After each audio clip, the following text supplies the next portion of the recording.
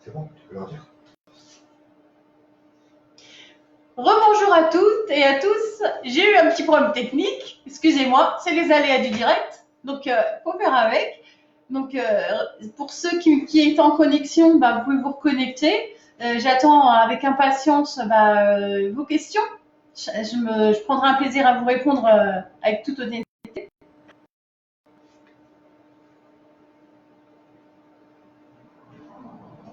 Bonjour Nancy.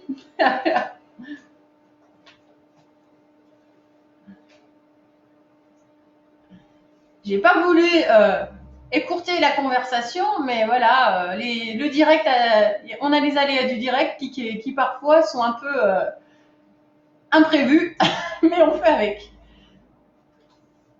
Rassurez-vous, bien au contraire, en cette période de confinement, ça me fait plaisir de pouvoir discuter avec d'autres personnes qui sont dans cette situation et ça nous permet un instant de penser à autre chose que ce confinement qui pèse beaucoup sur le moral de nos Françaises et Français aujourd'hui. Alors n'hésitez pas à revenir, je ne vous ai pas scratché, il y a eu un problème technique. Donc je vous attends, parce que là bientôt il va falloir que j'arrête, parce que j'arrive bientôt aux 3/4 d'heure. Et puis j'ai un ami également qui fait aussi une vidéo par rapport à l'allocution d'Emmanuel Macron, donc je ne voudrais pas prendre sur son temps, si vous voulez, ce qui est normal.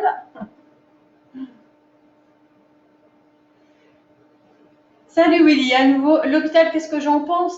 Mais je pense que l'hôpital public, c'est l'État qui doit qui doit les aider, parce que ça a toujours été l'État qui a toujours subventionné l'hôpital public.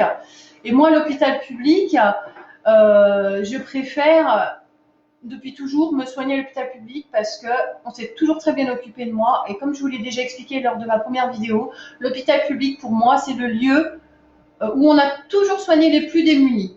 Donc ça veut dire qu'à l'heure d'aujourd'hui, ta différenciation sociale, on la fera pas. Parce que l'hôpital, c'est quand même considéré comme le lieu social. Bon, bien sûr, faut savoir que depuis quelques années, on démantèle l'hôpital public. Hein. Ça, on le sait tous. On le démantèle pour en faire encore une fermeture complète, faire un regroupement, enfin bref, détruire en masse notre système de santé, faire de la marchandisation de la santé. Enfin bref, pour moi, l'hôpital public, c'est le meilleur endroit où je me suis toujours sentie bien pris en charge. Et je peux vous assurer que même connaissant les problèmes que subissent nos personnels soignants, il reste toujours des professionnels hors normes. Ils font ce qu'ils ont à faire, c'est-à-dire soigner. Voilà. Et moi, je continue à y aller à l'hôpital public parce que c'est un lieu que j'ai toujours, que je connais très bien. Et d'autre part, nous ici dans les Vosges, on a une association qui s'appelle Ademat H, qui défend l'hôpital de Remiremont parce que l'hôpital de Remiremont, depuis 2016, subit drastiquement des fermetures de services. Le dernier en date, c'est l'urologie, comme ça. En pleine période de Covid-19, allez hop, on ferme l'urologie. Il y a 2 ans, c'était la cardiologie, comme ça, on n'a pas été prévenu. Et puis, on a réussi à se battre avec cette association, à maintenir notre maternité. Je trouve que la maternité, c'est très important qu'elle soit maintenue pour les mamans. Voilà. Donc, l'hôpital public, effectivement, c'est un lieu que j'affectionne beaucoup et que j'estime que l'État doit protéger. Voilà, le système de santé, pour moi, en France, les secteurs dans lesquels on ne doit pas regarder la dépense, c'est la santé et l'éducation. C'est 2 secteurs qui méritent qu'on s'y intéresse parce que on a besoin de ces 2 secteurs. Mais je t'en prie, Hélène. Moi, ça me fait plaisir de pouvoir converser avec vous tous et puis ça me permet aussi de me faire connaître parce que je suis élue régionale Grand Est. Et je suis aussi présidente d'un parti politique qui s'appelle la Ligue des citoyens de France. Donc moi, quand j'ai créé la Ligue des citoyens de France en 2018, c'est pour défendre le citoyen de tous bords. Voilà. parce que je trouvais que le citoyen est toujours mis de côté, et ça, pour moi, c'est inacceptable.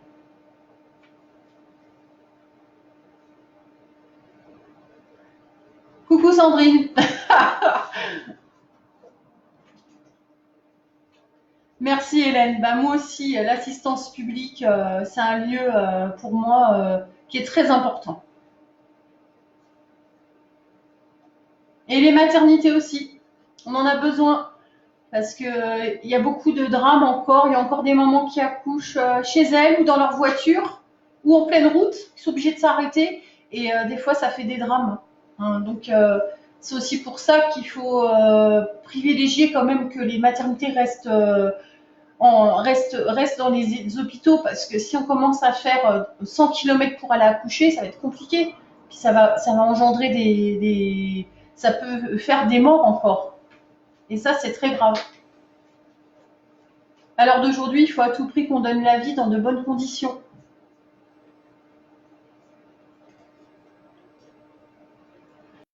Ouh là là. Oui, oui, je suis d'accord. L'éducation aussi, c'est la catastrophe. On s'en rend compte aujourd'hui, nous les parents. On est amenés à être parents et instituteurs. C'est pas notre métier. Et dans un contexte particulier de confinement, aller faire travailler des enfants enfermés, alors qu'on sait très bien qu'ils ont leurs petites habitudes à la maison, ils vont faire autre chose que vouloir travailler. Et c'est très compliqué de gérer, je pense, cette situation. Encore, il y a des parents, ceux qui ont Internet, qui ont de quoi imprimer, de quoi faire les devoirs aux enfants. C'est très bien, mais il faut se rendre compte aussi qu'on a décelé une très grande inégalité sociale, parce qu'il y en a qui n'ont pas d'informatique. Et puis, il y a aussi des parents qui ont beaucoup de mal à pouvoir apporter de l'aide à leurs enfants. Et ça, c'est compréhensible, hein, parce qu'on n'est pas instituteur. Donc déjà, c'est pas inné d'être instituteur. Bon, après, c'est très compliqué, c'est vrai. Et après, l'éducation, il y a eu beaucoup de réformes qui ont été menées, et on voit bien que l'école aujourd'hui va très mal aussi. Oula.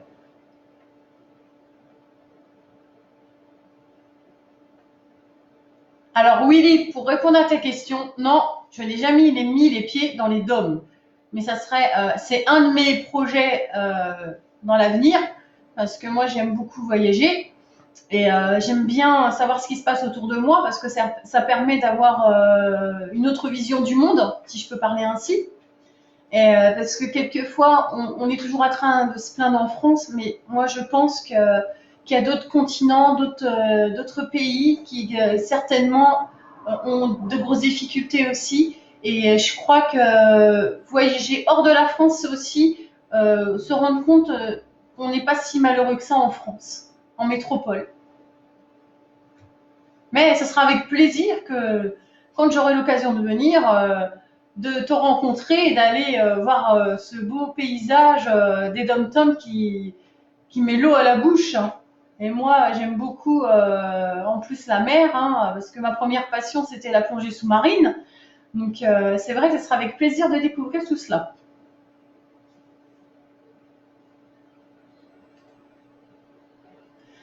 Alors, pour répondre à ta question, Hélène, c'est vrai que les cabinets médicaux, moi je crois aujourd'hui, faut qu'à tout prix qu'ils travaillent aussi avec les hôpitaux.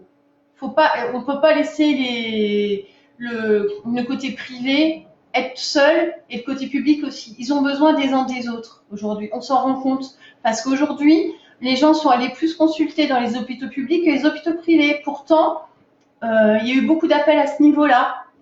Et on s'aperçoit que les gens se sentent peut-être plus sécurisés dans le public, et puis ils ont eu peur aussi d'être facturés, alors qu'à l'heure d'aujourd'hui, il n'y a pas du tout une question de facturation. Là, c'est une urgence vitale. Donc maintenant, on peut aussi bien aller dans le privé se faire soigner du Covid que le public. Hein.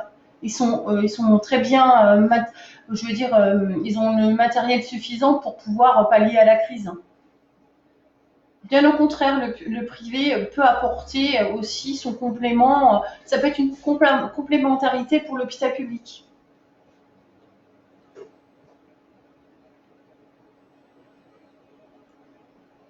Alors ça, Sandrine, concernant les services qui sont partis de Remiremont, je t'avoue, moi je ne crois pas qu'ils reviendront à Remiremont parce que si tu le sais, il y a un nouvel hôpital qui est en construction à Épinal. Hein.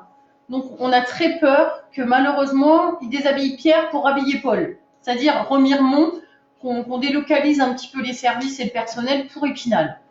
C'est pour ça que la DEMAT se bat depuis 2016 pour démontrer qu'il y a vraiment une volonté de l'ARS à démanteler les hôpitaux et les services. C'est pas du tout dans le bien-être du concitoyen. Ça, faut bien se le mettre en tête, hein, malheureusement. Donc il faudra qu'on fasse des kilomètres et des kilomètres pour se soigner. Ça, c'est une certitude, hein, malheureusement. Ah oui, Sandrine, tout à fait. La médecine de campagne, c'est l'une des choses majeures pour laquelle il faut se battre, parce que si on n'a plus de médecin de campagne, ça va être compliqué, notamment pour les personnes âgées, parce que les campagnes sont remplies de populations vieillissantes. Et si on peut plus apporter un suivi médical à ces personnes, ça va être compliqué. Alors il va y avoir ça va finir que les gens vont déménager en ville pour avoir tout ce confort médical et nos campagnes vont mourir, ça c'est certain. Si on se bat pas pour obtenir des médecins sur nos campagnes, ça va être compliqué dans l'avenir, c'est certain.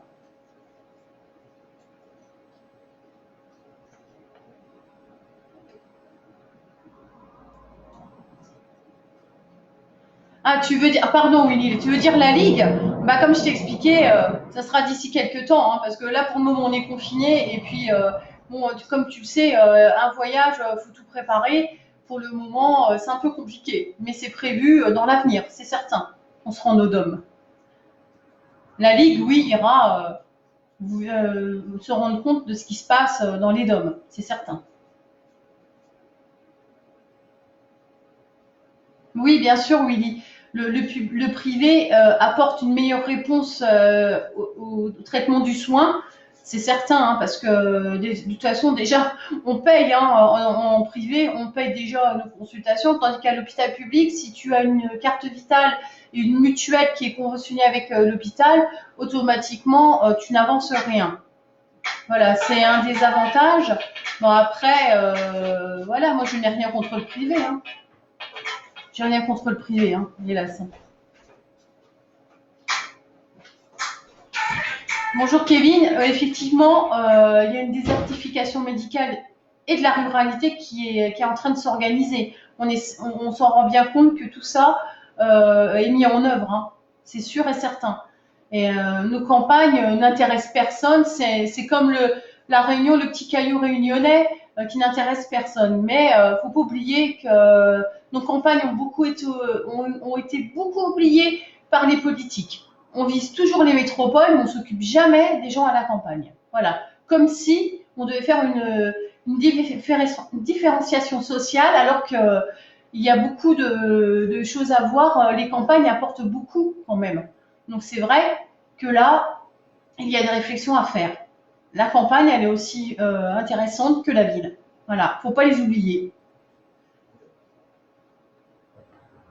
Donc alors, là j'ai vu que j'ai plus de questions, donc je vais vous laisser les amis. Et puis nous sommes mardi. J'essaierai de refaire une vidéo la semaine prochaine.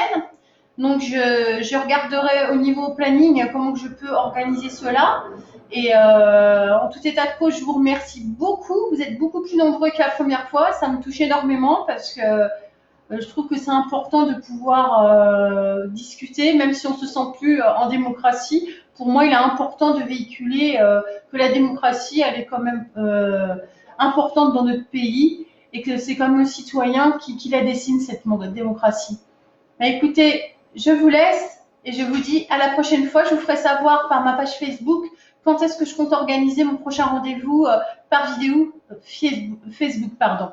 Je vous embrasse et à bientôt.